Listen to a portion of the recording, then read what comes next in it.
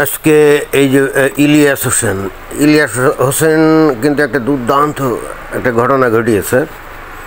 চিন্তা করলাম এটা নিয়েই তো একটা ভিডিও বানানো যায়। তো ঘটনাটা কি, ওই যে মেজর ডালিম, যাকে মনে করা হয় যে বঙ্গবন্ধু শেখ মুজিবুর রহমানের হত্যাকারীদের অন্যতম। তো এই ভদ্রলোকটা পৃথিবীর কোন দেশে আছে, কোথায় আছে কে জানে, বাট খুঁজে মুজে বের করে তারপরে তার একটা সাক্ষাৎকার, একেবারে লম্বা সাক্ষাৎকার সে প্রচার করছে। এবং অবশ্যই বঙ্গবন্ধু ভালো ছিল না খারাপ ছিল, তার সাথে এই মেজর ডালিমের কী ঘটনা ঘটছিল, মানে এখানে অনেক স্ক্যান্ডাল আছে না, যে মেজর ডালিমকে অপমান করছিল বা তার বউটাও নিয়ে কি নানা রকম কিস্সা কাহিনী আর কি। সেই ঘটনাগুলো একেবারে লম্বা সময় নিয়ে মেজর ডালিম দেখলাম যে ব্যাখ্যা করলো এবং খুবই আমার মনে হয় যে জিনিসগুলো সবাই শোনাও উচিত ছিল। কারণ এই বিষয়ে বাংলাদেশে অনেক রকম রিউমার আছে যে বঙ্গবন্ধু খুবই কালপ্রিট ছিল, তার অনেক দোষ ছিল, সে খুব খারাপ কাজ করছিল ইত্যাদি ইত্যাদি। মানে এই ধরনের খোদ ইলিয়াস হোসেনই তো শেখ মুজিবুর রহমানের সম্পর্কে অনেক কাজে বাজে কথা বলে, তাই না?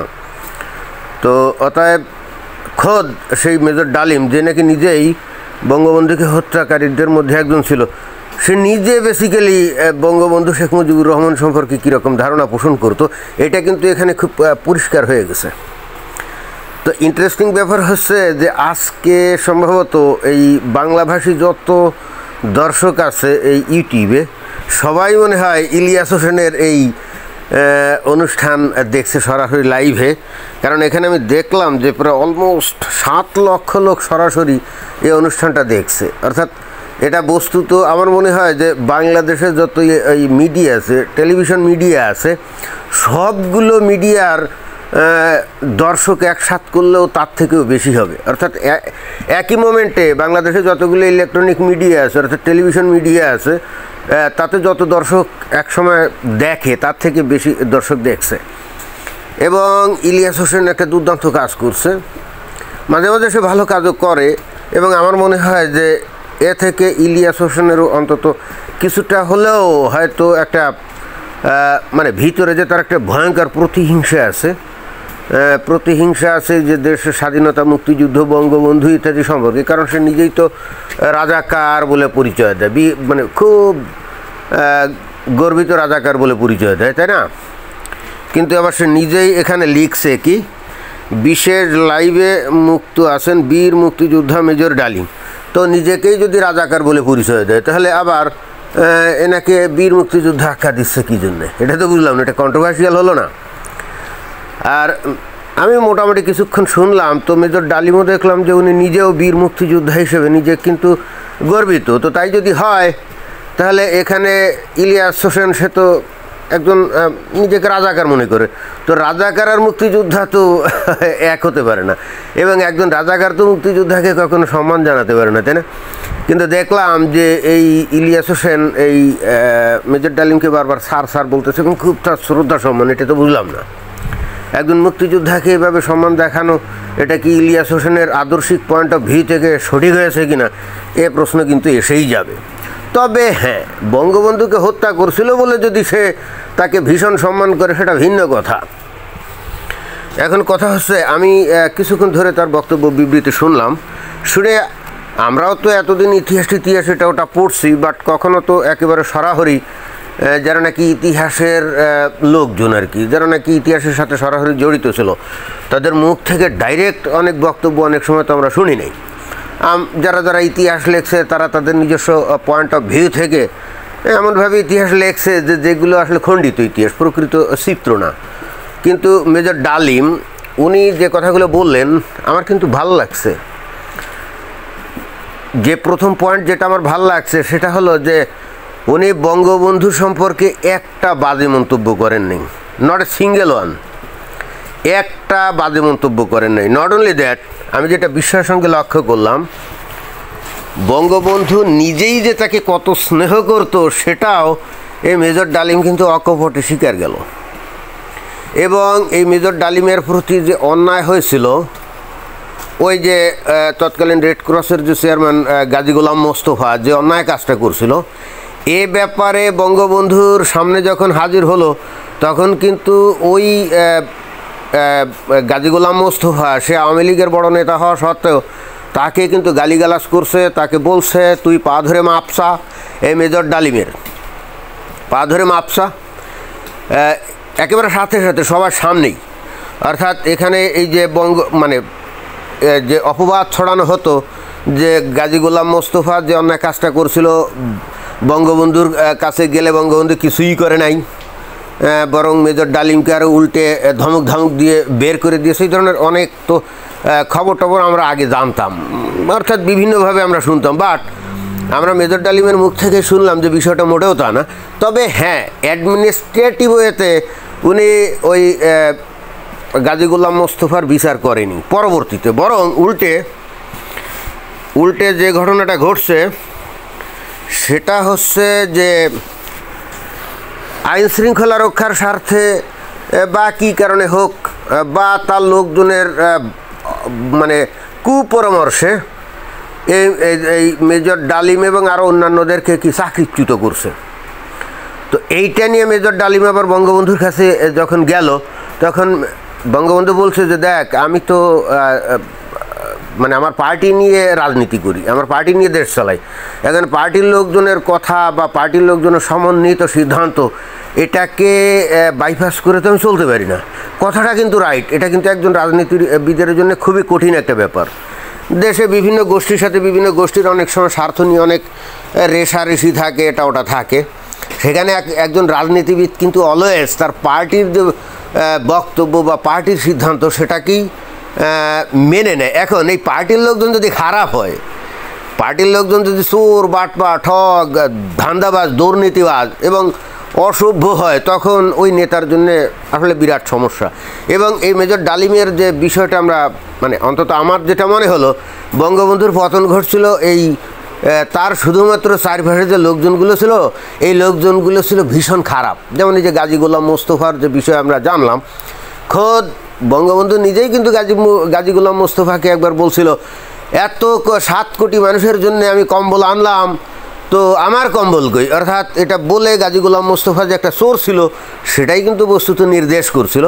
কিন্তু আবার দিন শেষে বাংলাদেশের যে কালচার, যারা একটু নেতা হয়ে যায় তারা তো পরবর্তীতে দণ্ডমুণ্ডের কর্তা হয়ে যায়। দীর্ঘদিন ধরে এরা উপনিবেশিক শাসনের মধ্যে ছিল, চিরদিন শাসিত হয়ে আসতো, চিরদিন এরা প্রভুর পূজা করত, প্রভুর সেবা করত।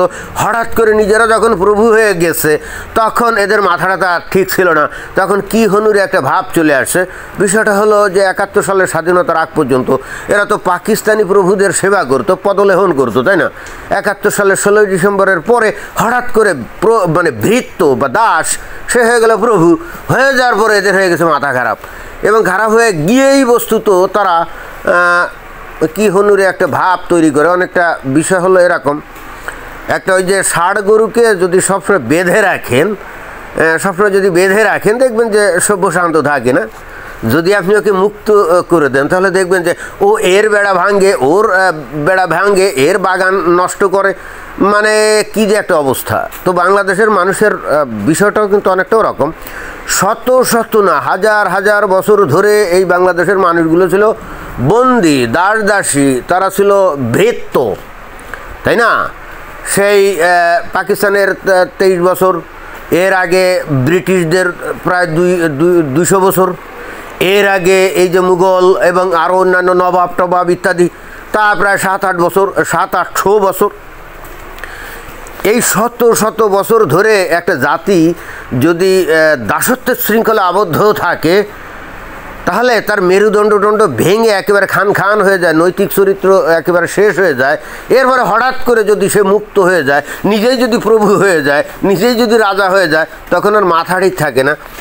আমার কাছে যেটা মনে হলো সাক্ষাৎকারে, এই 71 সালের 16 ডিসেম্বর স্বাধীন হওয়ার পর যখন বাঙালিরা নিজেরাই প্রভু হয়ে গেল, তখন এদের অনেকেরই মাথাটা ঠিক ছিল না। আর ঠিক সেই কারণে গাজী গোলাম মোস্তফার মতো একটা আউটল টাইপের মানুষ, সে এই যে সেনাবাহিনীর মতো একটা সুশৃঙ্খল বাহিনীর সাথে এই ধরনের দুর্ব্যবহার করছিল, অর্থাৎ মেজর ডালিমের সাথে যে দুর্ব্যবহার করছিল, অর্থাৎ তার মাথা ঠিক ছিল না, সোজা হিসাব। কিন্তু বঙ্গবন্ধুর দুর্বলতা ছিল তার এই পার্টির লোকজনদের বিরুদ্ধে উনি শক্ত পদক্ষেপ নিতেন না, এটা তার চারিত্রিক দুর্বলতা অবশ্যই। উনি বাংলাদেশের স্বাধীনতার জন্যে তার জীবন বিলিয়ে দিতে পারেন, ওনার বিশাল সাহস থাকতে পারে, সত্য কথা বলার ক্ষমতা থাকতে পারে, সবাইকে উনি ভালোবাসতে পারেন এবং এই সবাইকে একেবারে অকাতরে নিঃস্বার্থভাবে ভালোবাসাটাই ছিল তার সবচেয়ে বড় দুর্বলতা। অর্থাৎ একজন নেতা হিসাবে ভালোবাসা আর একটা রাষ্ট্রের অ্যাডমিনিস্ট্রেটর হিসাবে উনি ওই একইভাবে ভালোবাসতে পারেন এবং সেক্ষেত্রে যারা আকাম কুকাম করবে তাদের বিরুদ্ধে তার শক্ত পজিশন নেওয়াটাই তার উচিত ছিল এবং এটাই একজন অ্যাডমিনিস্ট্রেটরের কাছ থেকে মানুষ আশা করে। যে ম্যাকিয়াভেলির যে রাজনৈতিক দর্শন দ্য প্রিন্স আপনারা অনেকেই হয়তো পড়ছেন, সেখানে একজন শাসকের কি হতে হবে, প্রয়োজনে ভয়ঙ্কর ক্রুদ্ধ হতে হবে, ভয়ঙ্কর হিংস্র হতে হবে, আবার প্রয়োজনে একেবারে দয়ালু হতে হবে, সহানুভূতিশীল হতে হবে। বঙ্গবন্ধুর চরিত্রে এই বিষয়গুলো ছিল না। উনি অলওয়েজ দয়ালু ছিলেন, সবার প্রতি ভালোবাসা, সহানুভূতি, সবার প্রতি স্নেহ, এটাই তার ঝরে পড়তো এবং যে কারণে তার নিজেরই একেবারে ঘনিষ্ঠ লোকজন আকাম কুকাম, তারপরে মানে বিশৃঙ্খলা এবং ক্রাইম করার পরেও উনি তাদের বিরুদ্ধে শক্তভাবে কোনো পদক্ষেপ নিতে পারতেন না। যেমন এখানে মেজর ডালিম আর গাজী গোলাম মোস্তফার যে ঘটনাটা, এখানে বঙ্গবন্ধুর উচিত ছিল গাজী গোলাম মোস্তফাকে পার্টি থেকে বহিষ্কার করে দিয়ে, অন্তত জেল হাজত না হোক, অ্যাটলিস্ট পার্টি থেকে বহিষ্কার করে দেওয়া উচিত ছিল, বহিষ্কার করে দিয়ে তাকে পুরো নিষ্ক্রিয় করে দেওয়া উচিত ছিল, তাই না? কারণ সেই তো এই মেজর ডালিমের সাথে অন্যায় কাজটা করছিল। একেবারে একটা ওই যে বিয়ের অনুষ্ঠান থেকে তাকে একেবারে অপমানজনকভাবে ধরে বেঁধে নিয়ে আসছিল, তাই না? আর সে ছিল একজন বেসামরিক লোক। তো একজন বেসামরিক লোক যদি মিলিটারি ম্যানকে এইভাবে, তাও অফিসার মেজর র্যাঙ্কের, তাকে যদি এইভাবে নিয়ে আসে, সেক্ষেত্রে আর্মি তো ছেড়ে দিবে না। অর্থাৎ একজন ব্যক্তি গাজী গোলাম মোস্তফা, এই একজন ব্যক্তি কিন্তু বস্তুত এই বঙ্গবন্ধুর জীবনকে শেষ করে দিয়েছিল। অর্থাৎ বাংলাদেশের গোটা সেনাবাহিনীকে এই বঙ্গবন্ধুর বিরুদ্ধে দাঁড় করিয়ে দিয়েছিল, তাই না? এবং যার ফলাফল কিন্তু এই যে পরবর্তীতে 1975 সালের 15 আগস্টের ঘটনা। তো এখান থেকে যে আমি যে জিনিসটা দেখলাম, এখানে ইলিয়াস হোসেন অন্তত মেজর ডালিমের মুখ থেকে বঙ্গবন্ধু সম্পর্কে খারাপ কিছু মন্তব্য শুনতে চাচ্ছিল। আমার যেটা মনে হলো যে বঙ্গবন্ধু অত্যন্ত খারাপ লোক ছিল, সে অত্যন্ত ক্রিমিনাল ছিল, অত্যন্ত শয়তান টাইপের ছিল, এরকম। ইলিয়াস হোসেন আমার কাছে মনে হয় যে সেই কাজটাকে করতে চাচ্ছিল, কারণ সে নিজেই তো বঙ্গবন্ধুকে নিয়ে অনেক আজে বাজে কথা বলে, অনেক নেতিবাচক মন্তব্য করে, একেবারে অশ্লীল মন্তব্য করে, তাই না? তার এই মেজর ডালিমকে নিয়ে এই সাক্ষাৎকার প্রচারের উদ্দেশ্য ছিল বঙ্গবন্ধুর চরিত্র হনন, কিন্তু সে সেটা করতে পারে নাই। কারণ মেজর ডালিম বঙ্গবন্ধুকে নিয়ে একটা বাজে মন্তব্য করে নাই, বরং তার যদিও সে একবারও মেজর ডালিম একবারও কিন্তু বলে নাই শেখ মুজিবকে কিন্তু বঙ্গবন্ধু হিসেবে সম্বোধন করে নাই, আমি সেটাও খেয়াল করলাম। বাট তারপরও মেজর ডালিম নিজের মুখেই বললো যে শেখ মুজিবুর রহমান তাকে কত স্নেহ করতো।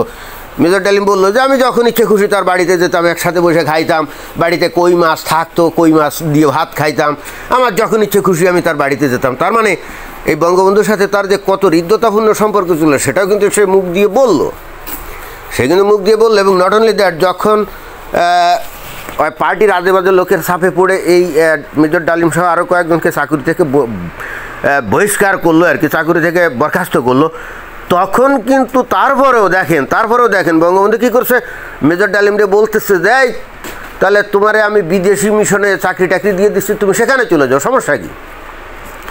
বিদেশি মিশনে চাকরি করতে চলে যাও, অথবা ব্যবসা বাণিজ্য করো। তারপরেও কিন্তু এই মেজর ডালিমকে সে ভালোবাসতো, মেজর ডালিমকে কিন্তু ভালোবাসতো। মেজর ডালিম এখন সেই ভালোবাসার আর মূল্যায়ন করে নাই, পরবর্তীতে তার ঘাতকদের সাথে দল বেঁধে তাকে হত্যা করছে।